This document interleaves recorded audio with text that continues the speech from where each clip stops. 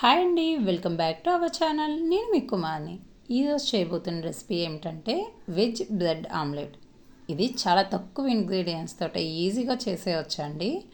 ఎవరైనా గెస్ట్లు వచ్చినా కూడా మన ఇంట్లో బ్రెడ్ మిగిలినట్లయితే ఇలా చేసి పెట్టండి, చాలా ఇష్టంగా తింటారు. ఇంకెందుకు లేట్ చేయడం, ఈ రెసిపీ అనేది ఎలా చేయాలో చూసేద్దాం. మీరు మన ఛానల్ని ఇప్పుడే చూస్తున్నట్లయితే ప్లీజ్ సబ్స్క్రైబ్ చేసుకొని సపోర్ట్ చేయండి.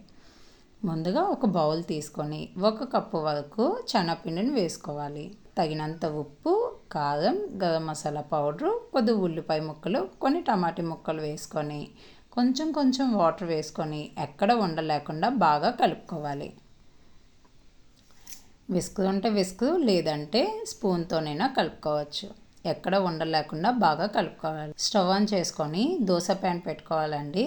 దీని మీద నెయ్యి వేసుకొని మొత్తం అంతా కూడా స్ప్రెడ్ చేసుకోవాలి. నెయ్యి ఉన్నట్లయితే నెయ్యి, లేదంటే ఆయిల్ వేసుకున్నా పర్వాలేదు. దీని మీద బ్రెడ్ పీసెస్ని ఇలా పెట్టి రెండు వైపులా కూడా రోస్ట్ చేసుకోవాలి. అలాగే మిగిలినవి కూడా ఇలాగా కాల్చుకోవాలండి.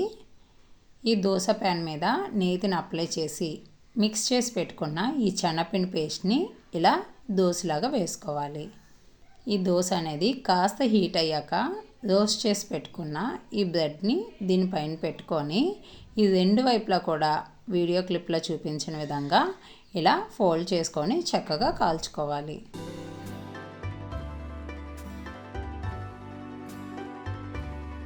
అంతేనండి, వెజ్ బ్రెడ్ ఆమ్లెట్ రెడీ అయిపోయింది. ఈ విధంగా మిగిలినవన్నీ కూడా ఫ్రై చేసుకోవాలి. మీరు ఈ విధంగా ట్రై చేయండి, చాలా అంటే చాలా బాగుంటుంది.